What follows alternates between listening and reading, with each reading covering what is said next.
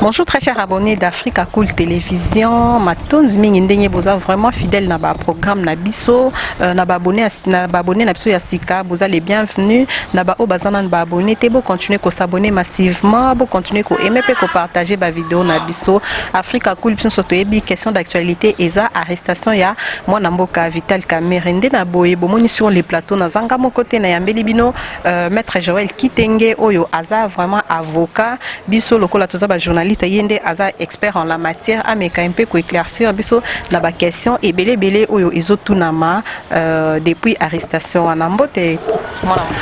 Mbote Mama Thérèse mbote na ba landami Africa Cool Télévision nzamba pambora bino. Voilà maître Joël ngala présenter mais yo mo meka na ko se présenter bien. Kitenge Joël naza avocat naza praticien de droit naza acteur politique. Et je vis à la République démocratique du Congo, ville de Kinshasa. Voilà, maître Joël, il y a de cela 2 jours, depuis que Bakangaki Monamboka Vital Kamerhe Oyo Aza, directeur à cabinet à Mokonzamboka, depuis Congo Zala Congo Mbala-Liboso et le Koyabongo Salama, Tolini Tozo Kamerhe impression par rapport à l'acte. Merci, l'impression Langai est partagée. Partager d'abord dans l'aspect à satisfaction, l'impression d'engagement est satisfait par le fait que c'est pour une première fois que le projet de société Tobengi état de droit, la démocratie ou encore lutte contre l'impunité, c'est-à-dire Batoyo, Basimba Makate, Basamba Kate, Bakangaka Bangote, Bakoma Kepa Zuzite, Babandi Kokoma, Bandi Kochama Maboko, Bandi Kosambisa Bango, Bandi Kotuna Bango Mituna. Toza ko saluer, toza ko même ya otobengi na français état de droit. Donc tout Congolais c'est ça maintenant que régime et impunité bandi ko sila na Congo, aux la directeur de cabinet, ministre, député, avocat ou magistrat, soko buki mibe comme à l'état. Si c'est que bandi ko rassurer biso ke okosamba. Et nous saluons dans cet aspect, il y a l'aspect impunité. L'aspect 2, c'est un grand monsieur, Aza directeur de cabinet, Aza na coalition Otobengi Cash, Bisounos Toza na Katia coalition Otobengi Cash. Ça aurait été fait autrement, ceux qui militaient Zalaki et autres. Malheureusement, ils ont vexé. Balien Nabiso, il y a INC. Na ba sympathisant na union de Bukavu à travers les 4 coins du pays. C'est la démocratie, c'est ça l'état de droit. Mais aussi,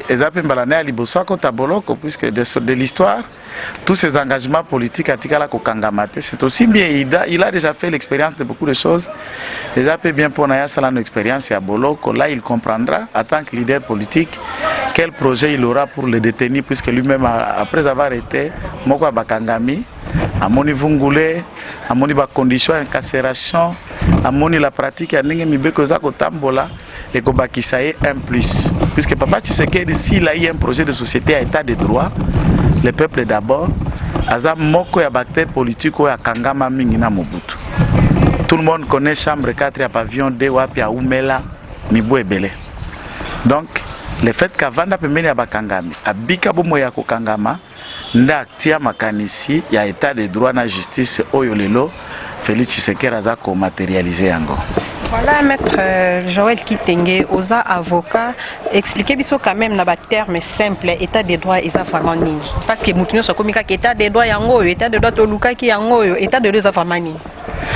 Bon, état de droit na ba terme simple ezali mboka oyo botosi pe bosaleli ya mibeko ezali pona kokataka na mukuse yango wana. Ça veut dire wapi mibeko ya l'état ezwami pe mikano wana mutu nyonso aza kosalela yango pe ntango baza kosalela eza kopona batu te ke yoza mokonzi yoza riche yoza pauvre yoza ekolo songolo yo tanga to tanga te, c'est-à-dire ba inégalité égalité moto na moto azali na même bénéfice même avantage liboso na mibeko. C'est l'état par lequel ba texte légaux to bengi mibeko ya droit ezako salema peza kotosama atako kotosama nanu à 100% te ma grande partie batu ba ko salela yango. l'état de droit. Chaque tour à la place il y a impunité, bah voler, bah détourner, bah koiba la caisse à l'état, ma benga à l'état, caisse à l'état comme ma benga na bango, bango moko ba matraka la bomengo, Congo ya koko mase bobola bango ba koko mabe bazui na bozui, okuta bakonzi bakangaka bango te bakangaka ba petit peuple, soke makala ta biso ba avocat. Il faut peut-être comme avocat au samedi pose avocat ministre, avocat d'état de cabinet, avocat DG PDG. Puis on s'en va pour na bakuru na puis bango kande bakangamaka. Na ba mibia mike ka bango ne bakangamaka. Bongo batata ya ba cravate oyo bakoyiba ka pe na caisse ya l'état. Ba kamata pe caisse ya l'état comme ma benga na bango. Tolinga ka pe ba misa pe ba sambisa pe bango lokola. To mona ka yango te. Alors nous nous posons les questions. Bango bakobuka ka mibe côté to bazala kinde ko simba mate soko babuki. Yango nde toza ko saluer puisque pambate mokonzi la mboka watu koleka papa Kabila ya mesani saki biso impunité ya ebaka ndenge ya kopesa mutu etumbu te atikala ko kangate puisque na pesa ka exemple ya moko ya ba directeur de cabinet na Moyibi monene papa oyo azala professeur aza député sur sénateur te papa Boshaba aibaka 32 millions de dollars ya sinele utaka na Brazzaville batikala ko kanga ete batuna ete me bapusaka kaka na démission entre temps akoya pa ekolakisa ba élève kotangisa bango akopesa batu ba leso ya démocratie ayeko koma ti président assemblée nationale entre temps Moyibi ya misolomi ya l'état voilà ce que ye tata Kabila alakisa kabiso batu nyonso bazalaki nzinga na ebe kaka ba détourneur na ba juisseur oto kobenga na français gabegie financière zalaki kodondwa na bango yeso kwa banda ko kanga. Vous imaginez que Natango Kabila, Indien ou Akambaka, hôpital à cinquantenaire, Abeta ndeko kabangi numboyo, a osala ba communauté qui pour soutenir ndeko Gédéon Kyungu, rebelle des rangs chemins des criminels, auquel je salue le bravoure. Il y a force, il y a FRDC pour bakanga ki lobby oleki Gédéon na Pweto, ala maboko à l'état, lobby wane kwa chimine na Lubumbashi. Lokumu ezonga na Mampinga, lokumu ezonga na Mibeko, ba ya na ena Kisasa aya kosambawa. Donc, bien sûr, ministre de la Santé, un sujet indien à Kamati Mbata, Papoli, ministre de la Santé, Mahamate Omona. Lelo, n'a lancé défi indien, n'a kolongola linzaka, ama molata ne serait bourgmestre moko à Kinshasa, pendant que Félix est là. Oko kenda mboko na yo, pe misala zo sala okotika la kosala te. Pourquoi? Puisque bango yo so ba indiana, bakomaki batu ya misala ya mosolo na Kabila. Hôpital à cinquantenaire Kabila la kisa biso kezalaka ya biso nzoka nde zalaka ya biso te zamwa likita ya la taika kombo ya 5 chantiers mais copie ya type wana indien makamati espace à l'état PC en particulier c'est un bien indien ozo komona wana za mboka Congo te oui expatrié la commune à niveau ya kobeta un ministre national de l'état congolais mbata devant la caméra et Kabila incapable d'agir. Voilà l'état par lequel Tobana Bikela, il y a impunité générale. Yé nande ko kaleve ba yeba kaso ngenga ko lobabo. Soko lobi loko moko ya muke. Omekata ko bimisata gaz ya boyale ba lokotio kaleva yeba ka opposition phrase ya mabe mais miyibi kaleva tika ko yeba te pour ye moko pe moyibi monene. Okomona maman. Voilà maître tozonga na sujet na biso tozolobi la arrestation ya mwana mboka Vital Kamerhe yo en tant qu'avocat est-ce que procédure ba kendela ki na yewana mutu aye ko répondre na invitation directement d'abord na audition ezuta la tamulai directement ba memie na prison ya Makala est-ce que procédure on est vraiment normal? Oh maman na ngai soki na yebaki ke toko solo la pona moni télévision za na ngonga na ngana na mibeko mangai na lingala na okokate mena sangisa muke français pour na kokako émission za nango bilingue français lingala s'exprimer un peu bien article otobengi ya code du procédure pénale bon 28 ya koloba makambo etali liberté 27 pe eza koloba boye na alinéa 2 article 28 ya code de procédure pénale albiso ki magistrat abengi simutu sima ya kosambisa ye ayoki na lokaso tobengi PV et qu'a trouvé que ba indice sérieux de culpabilité ezali contre ye akoki koptia ye na to bengi na français sous mandat d'arrêt provisoire article 27 code du procédure pénale alinéa 2 mandat d'arrêt provisoire on bazo benga map donc okomona ke magistrat wana abuki mibeko te abengisi une invitation. Ça dit, il faut y aller le loco. Puisque le loco, le fait qu'il y ait une invitation, les gens pensent que pour Bakanga, il faut y avoir un mandat d'amener. Magistrat, Azana pouvoir à Kokangayo, attends, il y a qui n'a mukanda mon côté. Au Bakobenga en français, saisi d'office. Mais ça, oui, celui qui a la politique de l'action publique, Azana pouvoir à Kokanga, les mêmes jours, Azana pouvoir à soumettre yo, autre en français, la procédure de fragrance. Et c'est conforme à la loi. Arrêter les mêmes jours, déférer les mêmes jours devant les juges pour Bandiko Samba, Mibeko et Bongisa Awanako.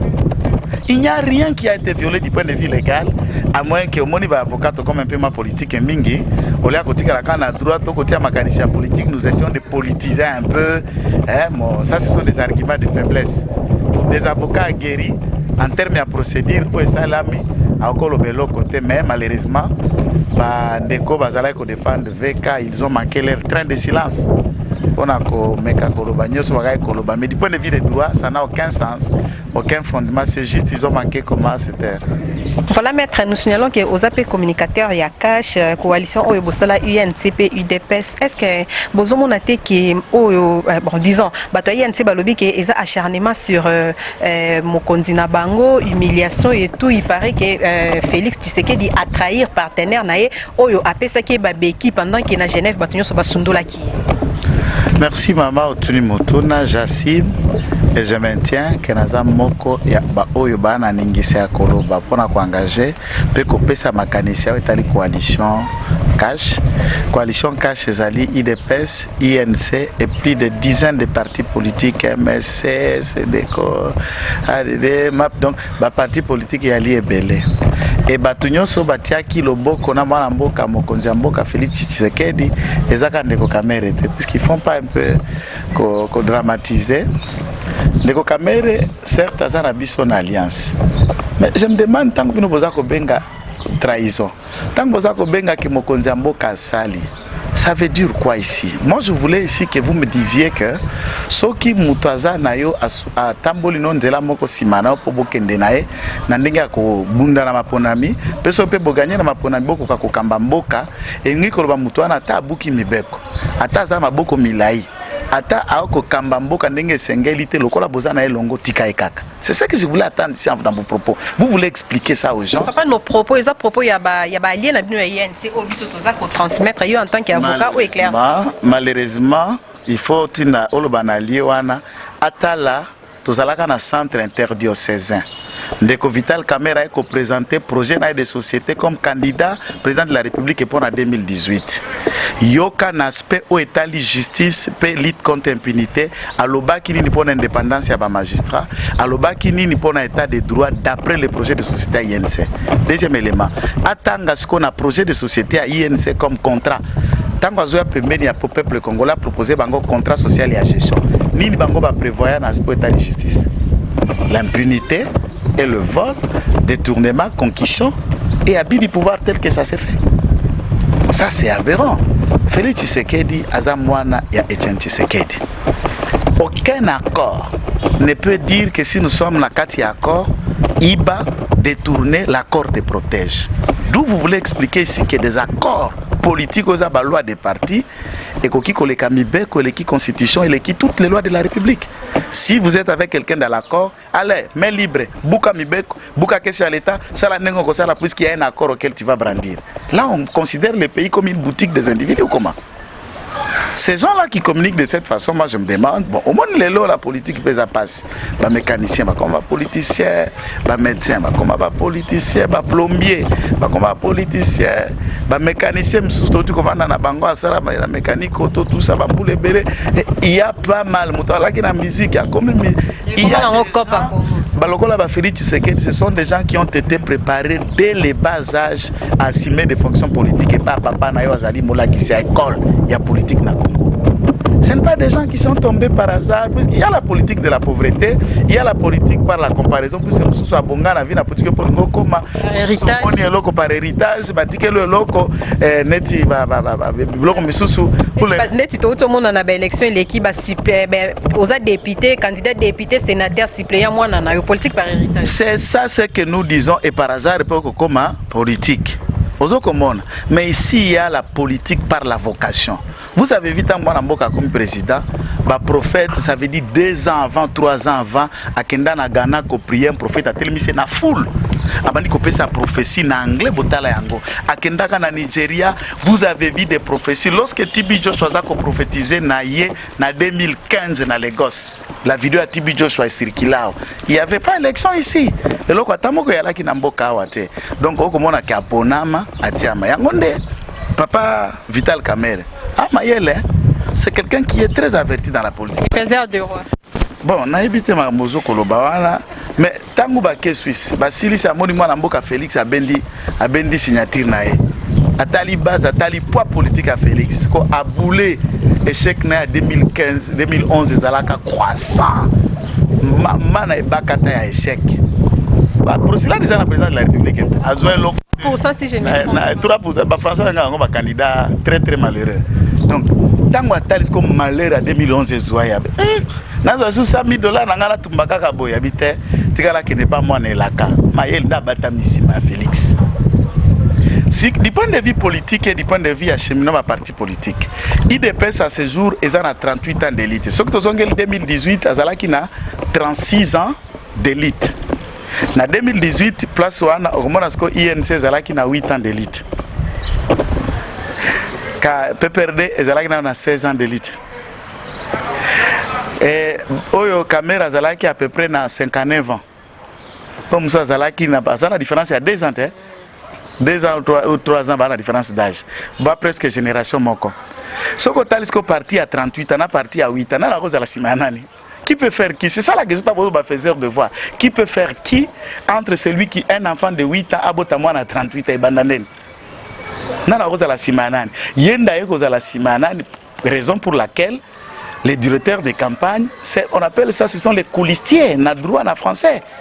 Baza Sima, candidat Songolo pour travailler pour lui.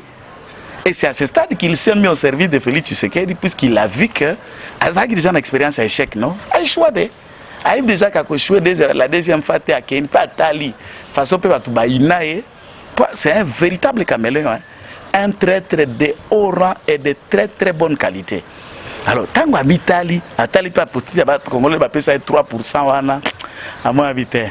Na boutique na benda nzoto na za sima mwana mboka ndati yake maboko atuka yo seko on dit makati biloko ya banganga oyo nganga moko avanda na kisenso kuna na sekula pembeni na tata masi na ngai apesa ka mutumbongo avanda kisi avanda na gombe faisait vivre parce que yemo ka sala baba alors que yemo ka pesa ki 100 millions 100 000 pas comme président apesi 100 000 qui ofele mais ko sala loko ana pour yemo côté a comme président c'est parce que yemo ka ebika na aza eli de diète Azap aponami pourquoi on mboka na mboko il faut nzamba tio maboko et puis pour aller j'ai toujours vu on dirait un problème na nzambe nano avant comme un problème na bato. Voilà maître toujours continuer toujours quand na dossier wana est-ce que bozomo na te que arrestation wana éco déstabiliser pouvoir ya chef de l'état parce que Alexis Tambwe Mwamba kuna pe kota vandi azozela vraiment azozela ka yepe aya a remplacer tozomo na azolinga déjà a convoquer congrès et tout bozomo na te que za piège moko FC sa chebino bo tout na mitu no entre bino po ya zo moyen okota mate madame, je vais vous dire, éco-déstabiliser coalition ndengeni. Qu'est-ce que l'INC représente dans la coalition? On a combien de députés? Moins de 20. 16 députés nationaux. Bazana moins de députés, moins de 16 députés provinciaux. Ils n'ont qu'un vice-gouverneur Nassid Kivu. Le seul poste dans la province, vice-gouverneur Nassid Kivu. Vous comprenez? Dans le bloc Kasaï, ils n'ont eu qu'un seul député, John Tumbapanou Pakole, l'actuel ministre il y a pour formation professionnelle et l'actuel détourneur il y a 300 millions aussi de dollars. John Panou Tumbapako, le ministre de la formation professionnelle. Moïbi Moussoussou Yohan. Zaki est responsable, il y a travaux à 100 jours d'intérieur. Kasaï, oui, Moïbi Mounene. Nous attendons l'arrestation de ces fameux voleurs et détourneurs de caisses de l'État pas causer la poste nae personnelle. Nakozonga éco-déstabiliser te pama ndeko ya lungwa tika PPRD kufa. Ya lungwa ba place belete c'est un camélo, il a trahi partout il passe. PPRD ekufa te. Yako ana kati ya IDPS te. IDPS ezana ye moko avance ngana na bato azana 32 députés.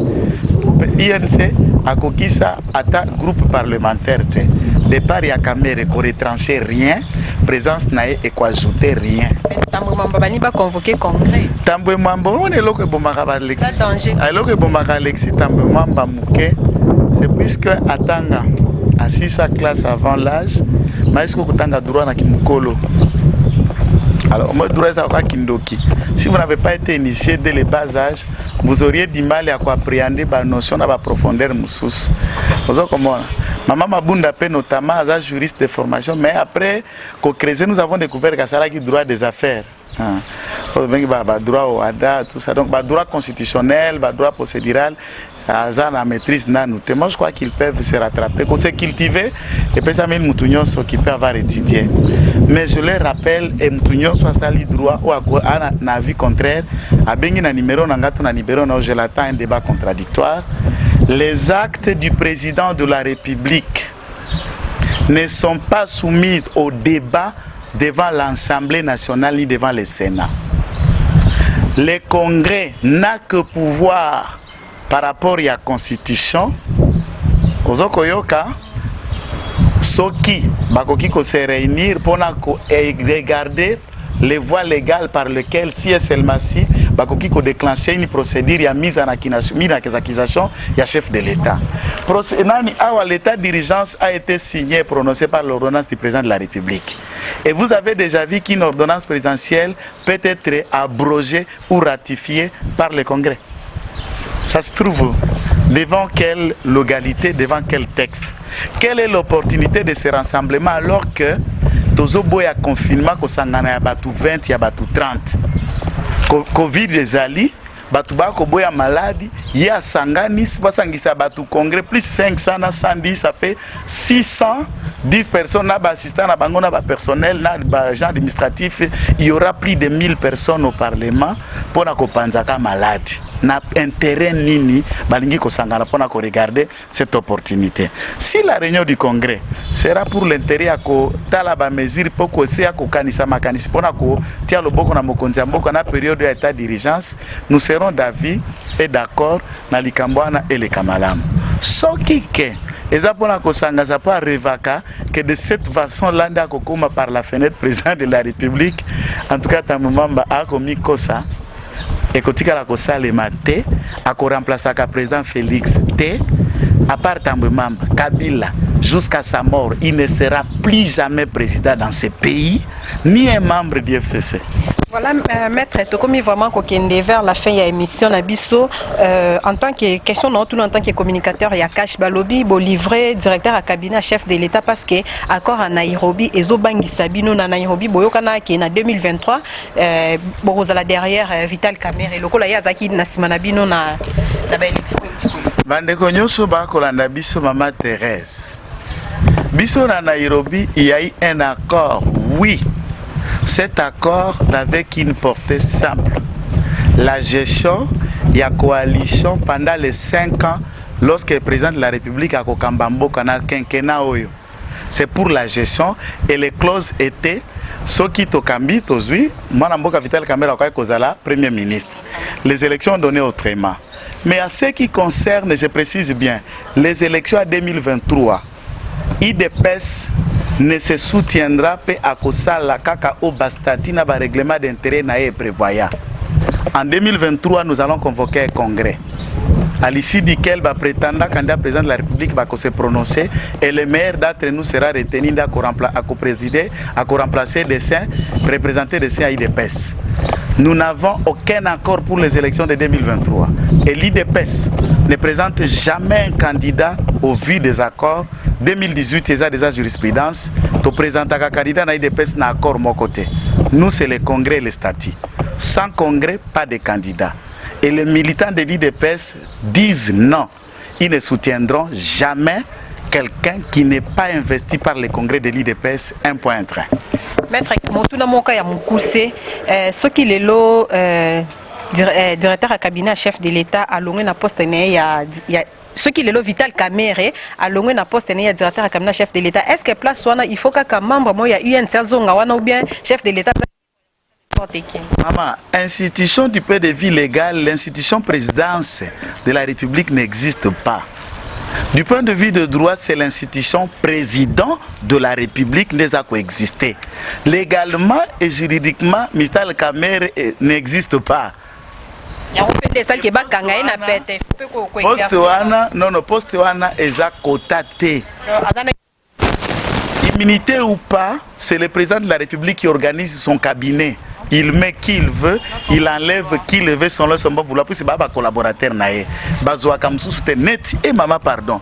Neti, professeur Nicole Boacha, Billy Kambale, tous les autres conseillers, maître Stache, maître Poche Mwanzo, au hasard na collège juridique, se sont permis un conseiller personnel du chef de l'État, un médecin.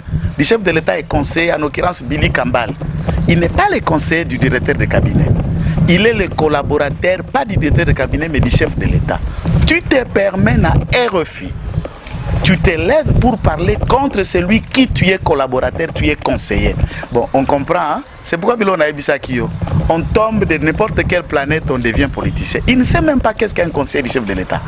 Il n'est pas collaborateur de Vital Kamerhe. Dès lors, comment il conseille à Félix, sa fonction en tant que militant, Djalelo ya Kamerhe, Silaki, Nicole et tous les conseillers de la présidence qui se sont permis de faire des déclarations que j'ai suivies, en l'occurrence le professeur Nicole, conseiller spécial du chef de l'État en matière nini, administrative et juridique, qui s'élève et qui parle de déclarations contre celui sur qui il est censé les conseiller.